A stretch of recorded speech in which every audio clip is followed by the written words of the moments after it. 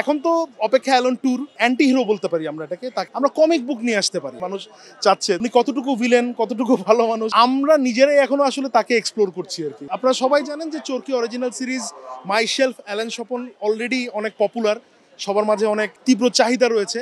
সেটারই সিকুয়েল হিসেবে আমরা যেটা চিন্তা করলাম যে আমরা এটার একটা মার্কেটিং কমিউনিকেশন করি, কি করা যায়। সেখান থেকে আইডিয়া হলো যে না, আমরা কমিক বুক নিয়ে আসতে পারি। সো অ্যালেন 2 আসবার আগে অ্যালেন 1-এর পরে কিছু একটা করার ওই তীব্র ইচ্ছাটা থেকেই আসলে এই কমিক বুকটা আসা আর কি।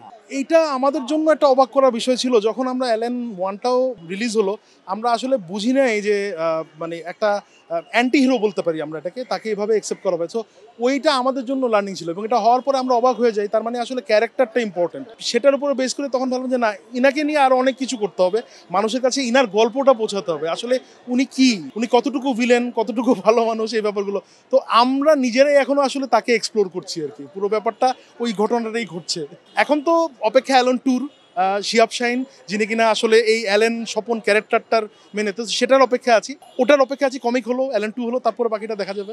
হ্যাঁ, অফকোর্স এটা শুধু ভিলেন না, সব ক্যারেক্টার নিয়েই কাজ করে। আসলে মানুষ কিভাবে নিবে, পছন্দ হবে। তবে উনার ব্যাপারে যেটা ছিল যে আমরা আসলে ভয়ের থেকে বেশি অবাক হচ্ছিলাম।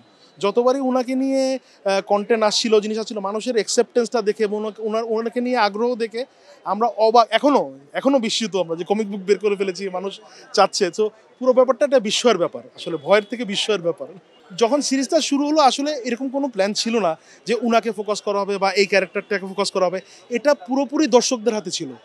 দর্শকই আসলে এই পুরো সিরিজ দেখে, এটা দেখে উনাকে বেছে নিল এবং উনার ক্যারেক্টারটাই বেশি পছন্দ করলো। সো এটা আমার ওই যেটা বললাম যে এখনও আমাদের কাছে বিস্ময়ের ব্যাপার যে দর্শক উনার মাঝে সেই ব্যাপারটা খুঁজে পেয়েছে। এই অ্যালেন স্বপনের যে ধূর্ততা, যে চালাকি, যে একটা ক্যারিজমেটিক ক্যারেক্টার, সেটাই দর্শক পছন্দ করলো। So it was not in our hand, not in any of Chorki or যারা তৈরি করছে তাদের, পুরোপুরি দর্শকদের হাতে।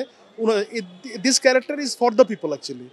এই বইটাতে আমরা একটু ভিন্ন ধর্মী চেষ্টা করেছি, সেটা হচ্ছে যেটাকে বলে স্পয়লার দিতে চাই নাই। তো যার ফলে অ্যালেন 2-তে কী হচ্ছে সেটাও আমরা বলতে চাচ্ছি না, আর 1-এর গল্প তো জেনে আসছি।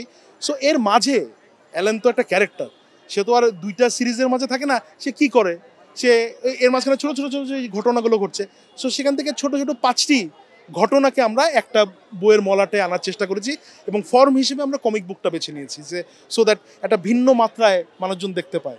তো ছোট ছোট ভিন্ন 5টি গল্প দেখা যাবে, যেটার সাথে 1 কিংবা 2 সম্পর্ক নেই, কিন্তু অ্যালেন তার চারিত্রিক যে ব্যাপারগুলো, তার যে এক্সপ্লোর করার ব্যাপারটা, সেটা আছে। সেটা তো অবশ্যই হচ্ছে, কারণ যেটা হলো যে প্রথমবার জিনিসটা ছিল যে আমরা একটা জিনিস তৈরি করেছি মানুষের, এখন তো চাপ, যে মানুষের চাহিদা।